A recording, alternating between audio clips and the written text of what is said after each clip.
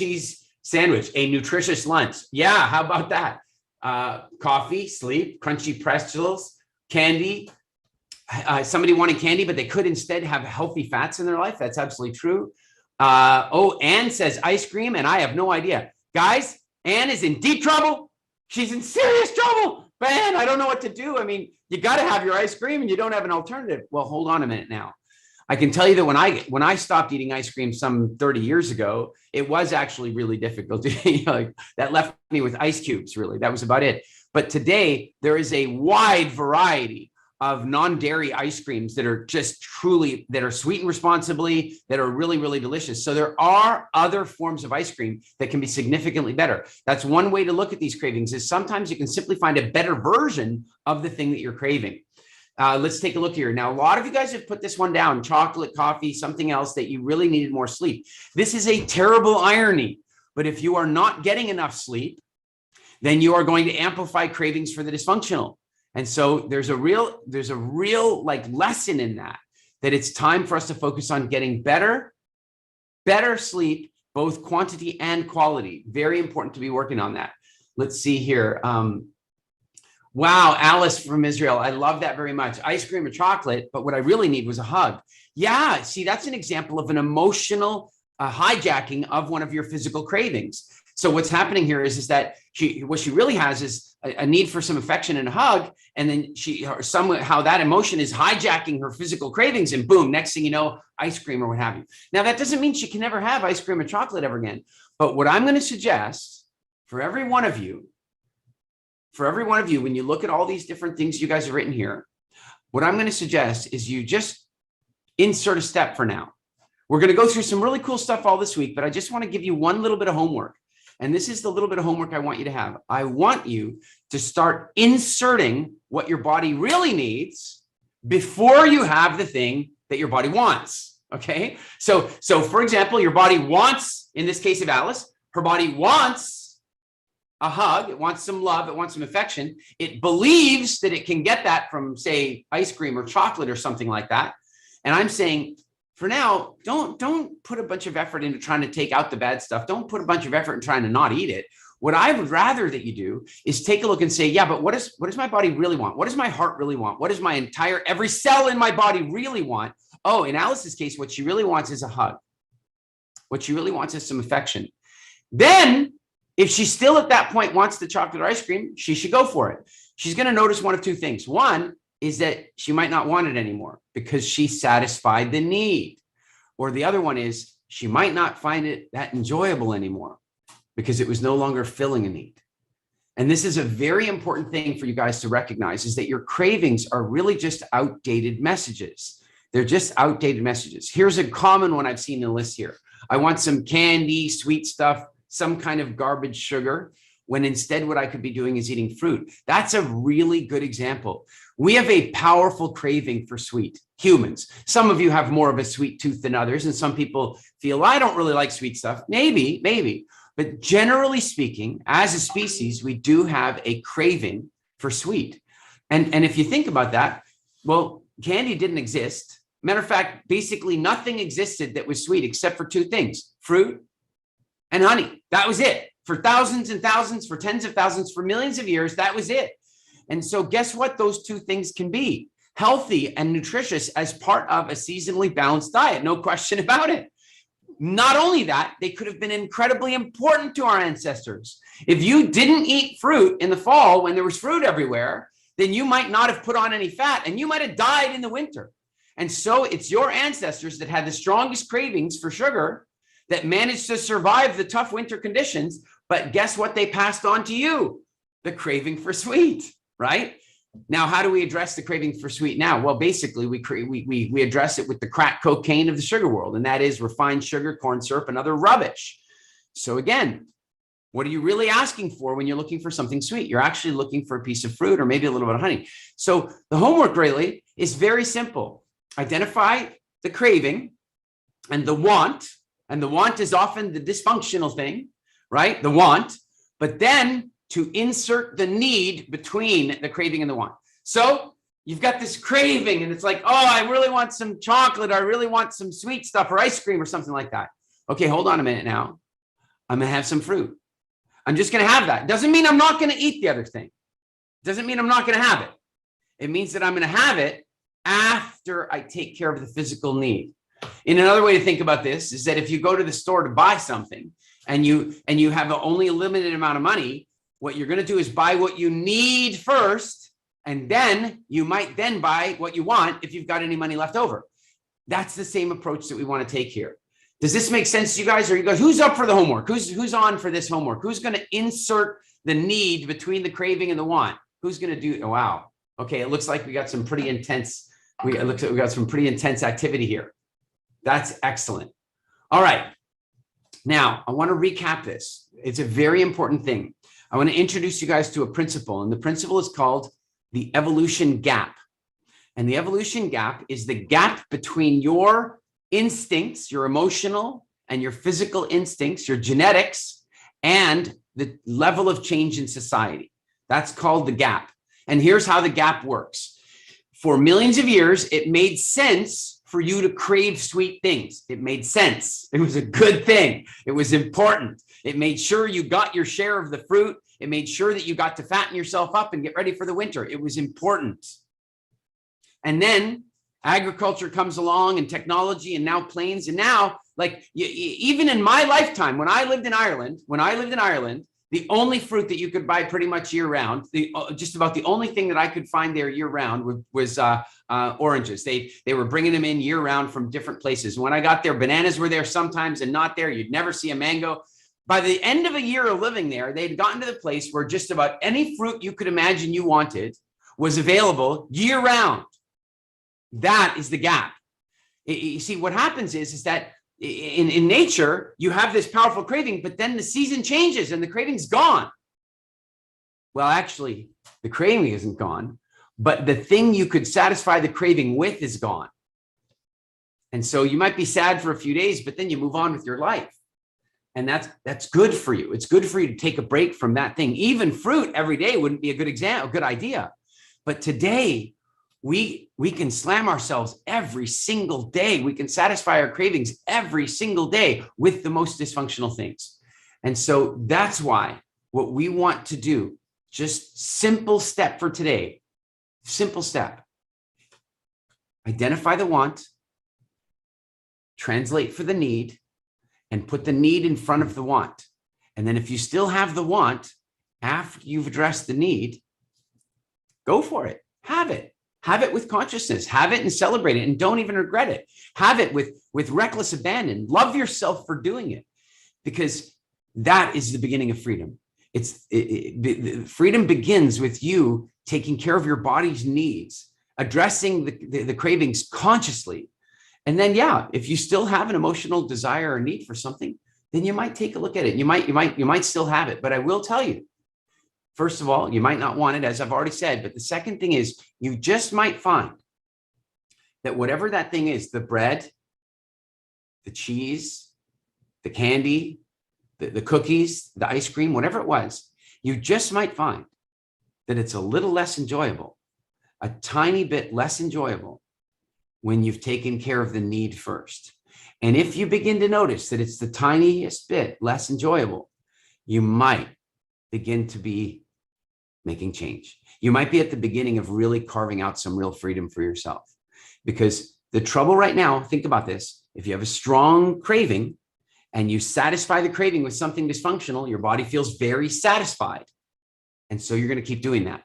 But now you're going to take the need and insert it in there. You're going to put that in. And then when you go to eat the want or drink the want, the body's not going to have that same level of excitement anymore. And you might start to create for yourself a really, really conscious relationship with your cravings. And that is the first step in creating real solid food freedom for yourselves.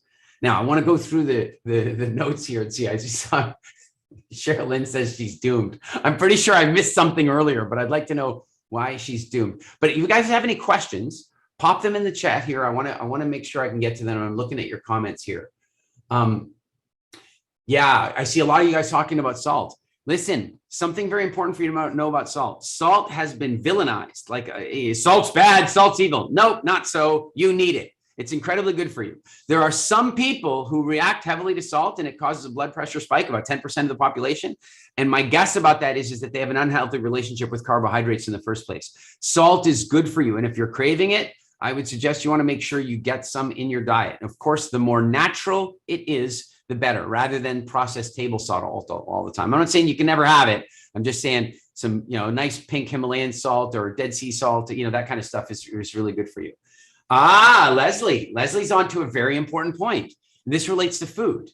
Now, some of you are already going a little ahead. We're going to talk more about this as the week that comes, but there are a variety of different types of hungers that create your cravings. And one of the hungers is when what you need, you can't get. Philippe, this is a very good question. Very good question. So if you have a physical need and you can't get it, then you got to find a way. I'm telling you right now. And Philippe, I don't exactly know which example you're talking about, but here is an example. An example would be like this. You have a need for sunlight. This is an indisputable fact of being a human being. You have a need for sunlight. Without sunlight, there's a number of different things that go wrong, but I'm just going to focus on one, vitamin D. Vitamin D, your body makes vitamin D. And it only does that when it's exposed to sunlight. Now, the trouble is that we have two problems. One is we've become afraid of the sun. So most people hide from the sun all the time. But then the other thing is we've now moved further and further away from the equator. And so some of you are living in places like I mentioned earlier, Ireland, or you're living in the United Kingdom, or you're living in Seattle or the lower mainland of Canada and British Columbia, and you basically don't get a lot of sunlight for big chunks of the year. So what that means is you're going to have to look at satisfying that need. I'm going to suggest the first thing is, if it's sunny, you're outside. I don't care what you do. Find a way to get outside and get some sunlight. Secondly, you book vacations and you spend some time in the sun in a healthy, conscious way. You should never burn. And thirdly, if you just can't do that, then in this one example, you're going to have to supplement. You're going to have to go and find some good vitamin D supplements and take care of your needs. Very good question, Philippe. Thanks so much. Let's see. Karen says, what if you don't crave for sugar, but you crave for salt? Well, hey, Karen, if you don't crave sugar, good on you. That's fantastic that you don't. I will suggest that when you take a deeper dive into your nutritional profile, you might find that your need for sugar is getting satisfied sometimes by other carbohydrates. And so that's something to take a look at. But if you're craving salt, as I said earlier, make sure you get some salt. S says, what if I'm craving something fried? What does that mean? Does it mean that there are some nutrients missing from the body? Well, it's hard to know. It's hard to know exactly what it means. And that's why sometimes you have to experiment. But my guess is that if you're craving something fried, it's one of two things. The one is you may well be running low on good, healthy quality fats, which you are going to get none of by deep frying something. So that's a terrible situation. Your body's going, oh, I need some good, healthy fats. And then, well, you suddenly start craving greasy, deep fried stuff. So now you're going to put garbage, greasy, deep fried vegetable fats in your body, which doesn't even address the craving. So guess what you're going to want more of? More garbage, deep fried stuff. So my first suggestion is that it's probably your body looking for good, healthy, quality fats.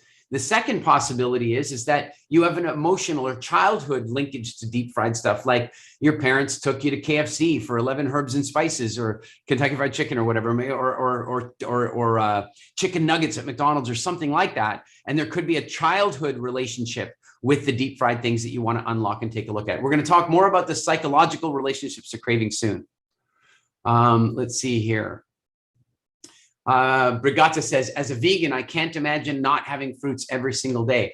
Well, Brigitte, I hope I'm saying your name correctly. I just want to point out to you that our ancestors did not eat fruit every single day, and the pancreas evolved for that reality. The pancreas evolved to process fruit when fruit was in season and to process fat when fruit was not in season. So it's a very good idea to take breaks from eating fruit from time to time. That's a deeper conversation that we often have in the WildFit classes, but I hope that helps for now. Let's see. Deeksha, why do we crave for bad stuff only? Why don't we crave for protein or water? Do you know, Deeksha, you're right on it. Might be the most important question of the day. The truth is that at a very core level, your body doesn't crave anything bad ever. It doesn't crave anything bad ever. It only craves what it needs. It craves healthy fats. It craves proteins. It craves occasional seasonal carbohydrates. That's what it craves. Craves water, craves fresh air, craves sunlight. but we don't have a natural craving for McDonald's. We don't have a natural craving for Coca-Cola, but those cravings do end up getting hijacked. And sometimes they're hijacked by manipulative marketing campaigns. They're hijacked because somebody intentionally went out there somebody intentionally went out there to like hijack our cravings to sell their product. And then sometimes it's because of accidental things. Like we just, here's a good example. Your sports team, when you were a kid, lost a major game and everybody was sad and depressed in the car. And then the coach thought, I got to lift everybody's spirits. And they took you out for pizza and Cokes. And the weirdest thing is your body linked that up. And as a result of creating that linkage, then your body does something new. It starts to go, wow, whenever I'm feeling bad from some kind of failure, then I know that pizza and Coca-Cola can fix that. And so there are some of these relationship things that we have going on there. So we're going to talk more about that as the week goes on, but that's a really, really great question. Thanks for asking. I don't know if this is appropriate. What if your craving is for nicotine? Well, we're talking about cravings here. So I know most of us, we're right now thinking about food, but I'm just going to tell you something crazy about smoking. Very, very simple. Every single one of you right now, this is what I'd love from all of you. If you're up for it, if you're willing to do it, if you're willing to play with me, this is what I'd like. I'd like you all to take a fake cigarette, no cigarette.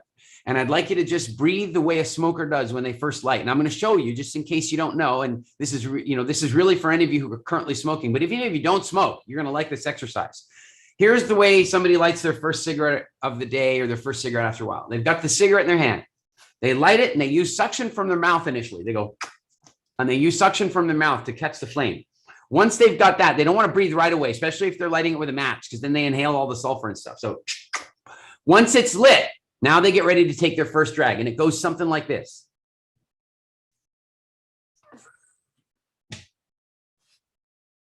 All right. Have you guys got that? So I want you all to do it with me. We fake light. Okay. Now we get ready for our first drag. Do it with me. If you're here all the way, if you want to get all the benefits, if you want to really get somewhere, do this with me. And here's what you're going to do. You're going to go.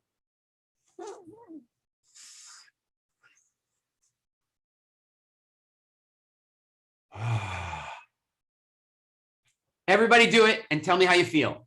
Everybody do it and tell me in the chat, how does one drag off your fake cigarette make you feel? Check it out. That is what you have a craving for, not cigarettes.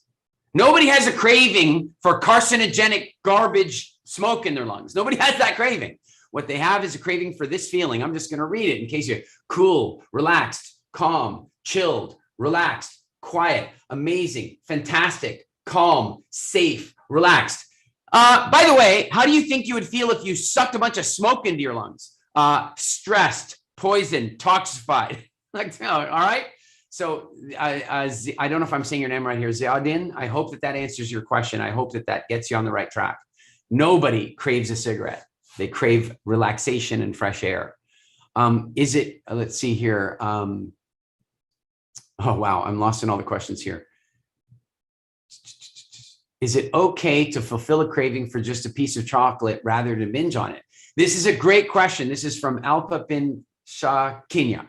Okay, so is it okay to just satisfy the craving with a little piece? Just a little piece. I'm just curious before we start here. How many of you have ever tried to satisfy a craving with just a little piece and it ended up being everything? Who's done that? Just a little piece and then it was all of it. Who's done that? Oh, I see. So that you can see that for most people, satisfying a craving with just a little bit is a bad idea, because what happens is, especially when it's something sweet, is it activates something else. And I'm going to describe it for you. You and me, just you and me. Are you in? Who wants to come for a walk in Africa with me? I'm in. Let's go. We're going for a walk in Africa. Here we have it. We're walking along, and it's like it's been summer. It's been summer and late summer, and all of a sudden, we're starting to notice that there are some berries on the trees, but they're not ready yet. But you know what they're like? They're green, and it's like having a big coming soon sign. We know they're going to be ready. So we get up in the morning. Are they ready? No, they're not ready yet. Now we go out, and one day, guess what? They're bright orange and red, and they look amazing. And we go over there, and we eat only one. Now, if we ate only one, because we're on diet, I only eat one because I'm on a diet. First of all, we'd have to use a bunch of willpower to not eat the rest. By the way, what did our ancestors never, ever do? Not eat the rest. They didn't do that. There was never a time where one of your ancestors or a hunter-gatherer in today's world, never a time they walk on and go, oh, I think we should take it easy with the berries today. No way. They ate one, and immediately what it did is it activated insulin production, which caused them to crave even more. So usually satisfying a craving with one little taste is a bad idea.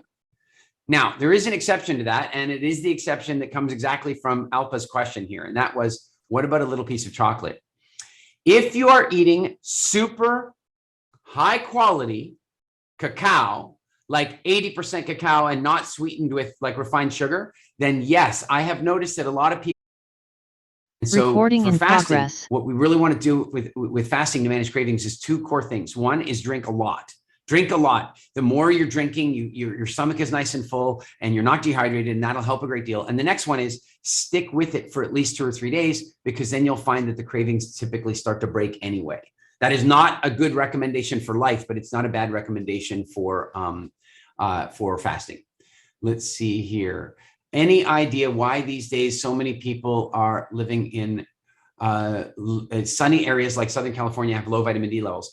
I'll touch on this briefly because it's not really a craving question so much, but it's very simple, because people have become afraid of the sun. So they go live, they live somewhere where there's quite a lot of sun, but then they drive in a car that has a roof. They live in a house that has a roof. They work in an office that has a roof. They wear clothes over all of their skin. And then the odd time they do go out, spend time in the sun, they lather their face with a bunch of, cream that's going to stop the sun from getting through.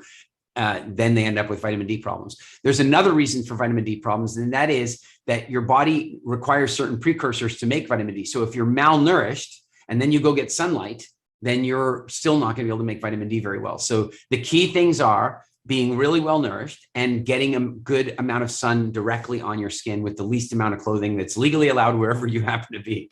All right, let's go here.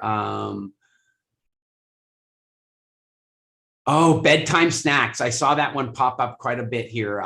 People craving something. In Britain, the way they put it is this. They go, oh, it's something to just finish it off nicely. They just need that one little thing after dinner or what have you. I'm going to suggest this very important principle to understand. And we're going to have to use consciousness and willpower in short bursts from time to time. There's a very important reason not to give in to your cravings at night, not with good or bad, like to not do that. Like there's a really good reason for it. And it's this, that your body produces human growth hormone as you approach bedtime and you start going to sleep, as you start making melatonin because it's dark outside and so on. And your body starts producing human growth hormone, and insulin breaks down human growth hormone. So that is a problem. And so that means that if you eat something, anything really, but particularly if it's a carbohydrate in the hour or 2 or 3 or 4 before you go to bed, then you're breaking down your own human growth hormone, which is like the fountain of youth. So it's really a good idea to use a bit of willpower and a bit of consciousness to resist your cravings in the evenings before you go to bed. Great question. Let's see here. Gintare, I don't know how to pronounce your Gintare, I think. What do vegans do wrong in their diet? This is an entire conversation that we could have we should have a whole week-long challenge just on that conversation. But what I would say to you is this, is that anytime that a person becomes ideological about their diet, they will become willing to sacrifice their health at the doorstep of their ideology. And so what that means is there are many people who are vegan who are eating like meat substitutes and things that they're like the fake meats and stuff like that are really not good, that are full of all kinds of bad stuff. So if somebody wants to make the decision to be vegan, they really have to pay attention, and they have to be even more diligent about eating only the good stuff wherever they can. We see a lot of people out there that go, well, I can eat this thing because it's vegan. Well, you want to know what? This marker is probably vegan. I can't eat that. I can't eat that. Being vegan doesn't mean simply avoiding animal products. Being vegan means getting the best things you can from everything else, since you're not going to eat the animal products. So it's a longer conversation. We can have another day, but I hope that gives you a good start. Let's see here. How to deal with getting hangry or fungry even. I'm not going to define that for anybody. You don't define it in the notes. Come on, stop it. But how to deal with when you get hangry. And just in case somebody wants to know what hangry means, it means so hungry that you're angry, or in other words, you've begun to lose control of your emotions. And this is a really interesting thing, because what happens is that if we give in to our cravings for the bad stuff, they build those cravings as stronger and stronger and stronger. And so the stronger those cravings get, here's the tough part: the more aggressive you become as a human being. It's a survival technique. If food is very scarce, if food is very hard to find, if it's not available anywhere, then that means there's more competition for the food, which means you need to be more aggressive to get your share of the food, because the least aggressive person is not getting enough food and they're going to die, frankly, for most of history. Of course, that's not true anymore, but the instinct is still in there. And so now what happens is that when somebody's cravings get out of control, their body is really truly getting this message that they're going to die. And so now they need to be more aggressive to make sure they get enough of their food. So the very best way you can avoid hunger or getting hungry is to make sure that you are well hydrated, that you are well nourished, and that you're sleeping well. If you take care of those things, and one last piece that's a little bit more complicated than I explained today, but that is to have a balanced seasonal metabolism, a balanced seasonal metabolism, which means that there are large chunks of time when your body is running on fat, then you will find that hunger is no longer a part of your life. It changes everything. Great question, Sherry Lynn. Thank you. Let's see here. Cravings. I lost it here. Why do I want M&Ms? Well, Jessica, you want M&Ms because they taught you that it was a good idea. You know, somewhere along the line, somebody taught you, and it probably went something like this. You fell down and you skinned your knee and you were crying, and an adult, maybe a parent or a teacher or somebody around you, just hated that you were in pain and was willing to do anything they could to take away your pain. And they would even be willing to take the pain into their own body. How many parents out there, if you could, you would take your child's pain and you would rather have it in your body than in their body? Who can relate to this? And so when a parent's having that feeling, then they go, oh, look, I can just grab this here M&M and hand it to the child. And then the child's distracted by this incredible load of ridiculous garbage, refined sugar that is wrecking your body. And then, by the way, in order to get that particular type of M&Ms, like where it's like there's the chocolate coating on the other side that won't melt in your hands, they have to use the most ridiculous garbage fake fats that are so terrible for your body. But you don't know this in your 4 years old, 5 years old, and the adults hand it to you and you eat it and it distracts you from the pain. And guess what you just learned? M&Ms are a painkiller. And then in your life, you find out that that M&Ms can kill boredom, they can kill depression, and they can kill pain. Only what you're not really realizing is that they don't kill it at all. They just defer it with interest. Any pain, emotional or physical, that you treat with food is not being treated. If it's junk food, it's not being treated. It's being delayed with interest. So whatever that pain is, if you have depression and you think you can eat the depression away with ice cream, yeah, you're right. For the next 10 minutes, you won't feel much depression because you will be on a sugar high and you'll get all that stuff, but you are simply deferring your depression to make it even worse the next time. In fact, during this challenge, I'm going to show you one of the craziest things about your own internal reward system, where you can condition yourself to create depression and sadness to get to certain foods. And I'm going to show you how to undo that, because I bet you some of you have done it. So we're going to come to that later in the challenge. Super powerful. It's coming up. All right, next question here. Okay, I've seen various versions of this question coming up about hormones, particularly for women when it comes to menstrual cycles and that kind of stuff. So let's talk a little bit about that. Very important. The first thing is that sometimes when your hormones are changing, either in a given month or in a lifetime, you know, for example, when your hormones change going through menstrual cycles, that's one thing. Or if women of a certain age, as they say, are going through the big hormonal changes that come later in life, you might find, or another one, which is on the medium time scale, which is pregnancy. And all of a sudden you've got a whole different soup of hormones inside you. You may find a bunch of really crazy cravings coming up. And this is very important, especially if you're pregnant. I want you to hear me. If you're thinking of having a baby, I want you to hear me. You do not crave pickles and ice cream. There's something else that's missing. And if you can be really well loaded with your nutrition and you can be very hydrated, then you will find that your pregnancy or your or your monthly or your menopausal cravings will be much more honest with you. The trouble is that if you are running low, say, for example, you're running low on magnesium. Well, if you're running low on magnesium, you're not going to sleep very well, right? Just the way that is. You're also probably going to get leg cramps from time to time. That's going to be a challenge. And then you're going to find that you get powerful cravings often for chocolate. And you're going to get these cravings when really what you needed to do was take in some really great magnesium-rich foods, or even better than that, is soak in magnesium baths, because it turns out the body, the human body, is better at absorbing magnesium through your skin than it is through your own digestive tract. And so I just want to say this to you, that if you are concerned with your cravings going through crazy cycles because of hormonal fluctuation, the best cure for that is having full nutrition and full hydration and good sleep beforehand. And then you will find that the emotional roller coaster is so much better. By the way, if anybody on the call here has ever done WildFit that used to have, say, bad menstrual cramps, huge mood swings, tell me how you are now, having gone through WildFit. I'm really curious. I'd like to know how going through WildFit affected your emotional fluctuation, because I think you'll find that there's some interesting answers in there. All right, next question here. Judy says, suggestions for sleeping better. You know what? That qualifies as a craving question, because as I've already pointed out, if you are not getting an appropriate amount of sleep and good quality sleep, then your cravings are going to be amplified. Here's a good example. Drink caffeine. Okay, great. Feels good. I like the feeling. Who likes the feeling? I like the feeling.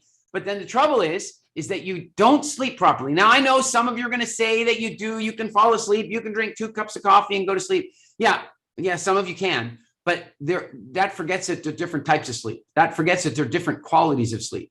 So here's the trouble. If you have a caffeine sleep, then you don't sleep as well. And then the next morning, you don't quite have as much energy. Then you crave a little bit more caffeine. And then you have other cravings as well. And pretty soon you're eating garbage, which is making it harder for you to sleep. Sleep is core to everything. So what are some tips for sleeping better? Turn off your electronic devices. Your blue light stuff, turn them off 2 to 3 to 4 hours before you go to bed. Off. Turn them off. Don't look at them. Another great advice, cool the room down. Sleep in a cool room with a nice warm blanket. That's the best solution for sleep. Another one is don't have that nice long warm bath before you go to bed, because as much as it makes you feel sleepy, for some reason, it makes us sleep restlessly when your body temperature is elevated. One of the things that's really important for the body is to reduce the body temperature. So what's really nice before going to bed is actually a nice cool bath or a cold shower to bring your body temperature down. Also, eliminate all the light sources in your bedroom. There should be no light in there. Sleep, just get rid of that. Make sure you're sleeping in the dark.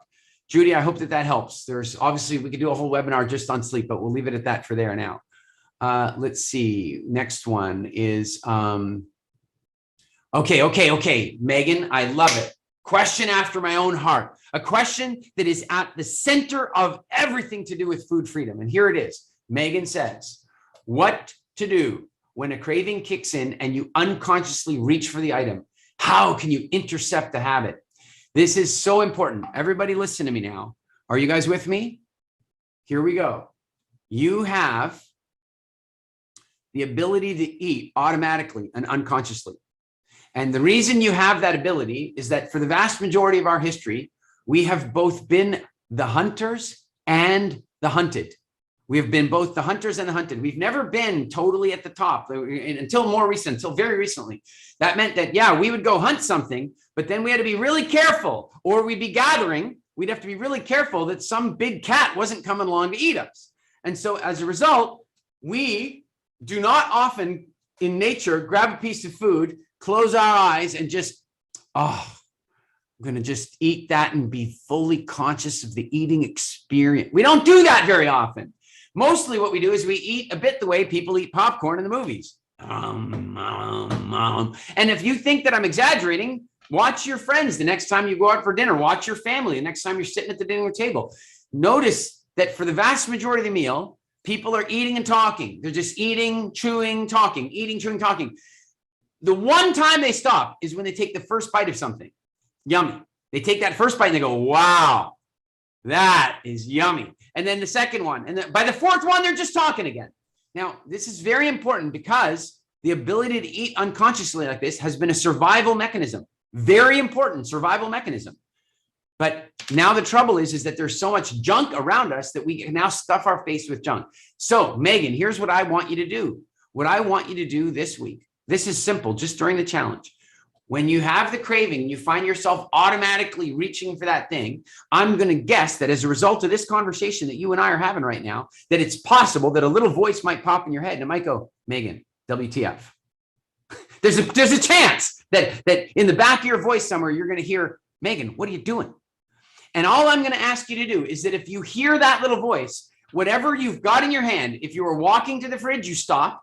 If you have the fridge open, you stop. If you have the food item in your hand, you stop. If you're tearing the package open, you stop. If you're putting it in your mouth, you stop. If it's in your mouth already and you're chewing, you stop and you spit it out.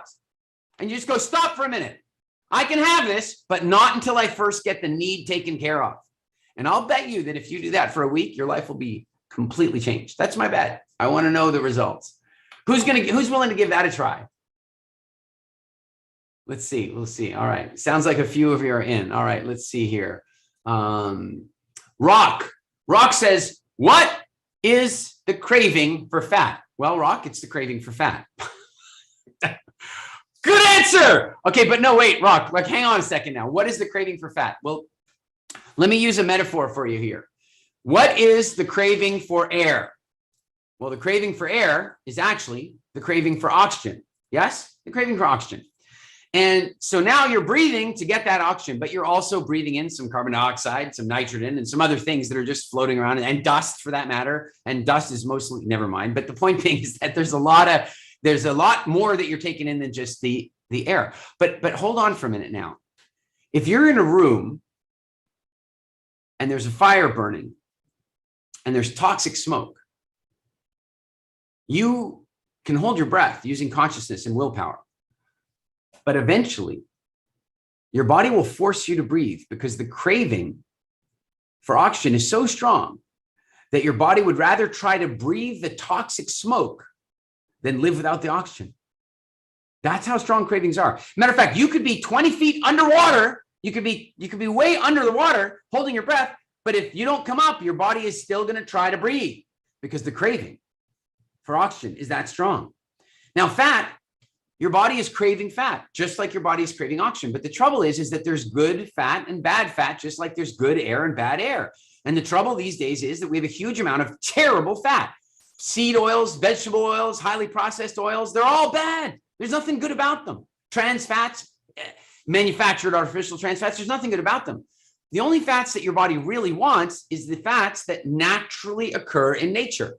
And there are saturated fats like that. There are unsaturated fats. There are even trans fatty acids that are like that occur naturally. These days, they want to label them and go, you don't want saturated? Yes, you do. You don't want unsaturated? Yes, you do. You don't want trans fat? Yes, you do. You just want the natural healthy versions of those things. And here's the deal. When you have a craving for fat, say, for example, deep fried food, that is not going to address the craving. That is going to address the craving in the short term, but it's not actually dealing with the need. So guess what? You're going to keep having the craving. Great question, Rock. Thanks very much. All right. I'm going to get to one or two more here. And then Bianca will take us in for the wrap up. Let's see here. What about, will adjusting my needs and wants with cravings also naturally cleanse my body? I feel terrible with this. Well, Brandon, no, I'm afraid not. It's only one step, but it is the first step. And don't worry about the next step right now. The first step is to get clear and conscious about what your cravings are. And the next step after that is to make sure your body's needs are getting met. And the more you focus on getting your body's needs met, the better your body gets at cleansing itself. When somebody has a binge weekend, I'll tell you what, Brandon, you tell me, I imagine we have two human beings. One has a totally awesome diet. They eat really well. They get sunlight. They breathe. They got a great diet.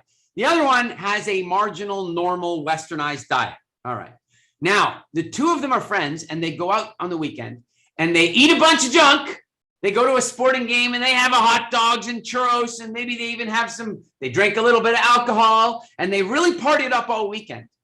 How does person number two, the one who had a marginalized, awful, westernized, civilized diet feel? They feel like crap.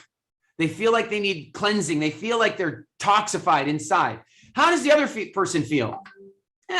They feel all right. They can tell it wasn't good, but they're not devastated by it, because that feeling of devastation is the combination of the bad stuff going in and not enough of the good stuff being present. So, Brandon, what I would say to you is that getting conscious about your cravings is definitely the first step toward ending that feeling when you do pray. If you are taking care of yourself 90% of the time, your body can cope with the other 10%. Nobody's talking about living in perfection here. All right. What do you do if you can't define your true need because of your emotions? Libra, it's a great question. What do you do if you can't identify your true need? We are going to go into more detail about that through the course of this challenge, but I'm going to give you a taster. I'm going to give you a little sample. When we have high emotions, in a very real sense, what's going on is our instinct brain is taking over. It's taking over. And so what's happening is our conscious brain is kind of giving up a little bit. But Libra, I want you just to try this just between now, even in the next call. If you feel that way, notice if there isn't back there, somewhere in the back of your mind, a little voice that says, Libra, come on now. You know better. Libra, come on. This isn't the right thing to eat right now. Just stop if you hear that voice. And it might just be a whisper, because if you've been ignoring it, it gets real quiet. But it might just be a whisper. And if you hear it and you tune into it and you listen to it, then it might start to speak to you even more. And then it might say, Libra, the truth is right now, what we really need is some water. I know it's not as yummy. I know it's not, it's not as delicious, but it is what we really need right now. And then you can start to jump in on supporting that need even better. One last thing about that, Libra, is there are some very core human needs. You need air, you need water, you need sunlight, you need sleep, you need good nutrition, you need, there was one more, I think I said sleep, you need physical contact. If you take care of all of those needs, consciously, all of your cravings will come down. And again, we're going to touch on that more as we go through the week here. All right. I think that's it. That's it for time for questions. Guys, I always want to remind you that cravings are an outdated message. They're an outdated message sent by your ancestors in a time with very different foods. And so the trouble is that we now satisfy those cravings in often very dysfunctional ways. And I'm not here to say we should never have those things again. I'm just here to say that we treat it like the shopping expedition with a limited budget. You've got a list of stuff you need for the house, and you got a list of stuff you want. You get the need stuff first. And if there's money left over, then you get the wants. And we're going to do the very same thing with our cravings. As you feel a craving coming up, all you're going to do is try to figure out what might be the real need. What might be the real need. And then you're going to go out and satisfy the real need and then have the want and see how it feels. Thank you guys so much for your passion. You guys are going to have so much fun this week. I'm looking forward to every bit of this journey. I'm looking forward to, I hope I bump into you guys on Instagram. I want to see you guys talking about it out there, the breakthroughs that you have. I want to really enjoy this process with you as you take this incredible, solid step toward increased food freedom. Thank you guys very, very much. I'll see you on the next call. All right, guys. Thank you, Eric. You touched some very important points today, and I'm so grateful I was behind the scenes. So thank you so much again. Guys, please don't forget, share in the group about how you felt about today's session and where you feel you are maybe in your food freedom journey. Discover your craving, self-exercise after that to understand what you crave the most and what you will want to conquer in this challenge. Once you understand your craving, share about that in the Facebook group. I will also be reading that. Maybe I'll also be doing some exercises with you. So the point is that we will be doing a giveaway in the last 3 days of the challenge. And the more you will be active in the group, the more chances you have for winning the giveaway. And the prizes we will award are one premier Mindvalley certification program of your choice, $3,000 value, 1 year of Mindvalley Membership Pro, $799 value, and 1 year of Mindvalley membership, $499 value. Guys, this is amazing. Go further and do some activity in the groups on Facebook. I will also keep an eye on that, and see you tomorrow for the next session, day 2. Bye, guys. Thank you so much. Send a heart in the chat if you really loved the session, and see you tomorrow.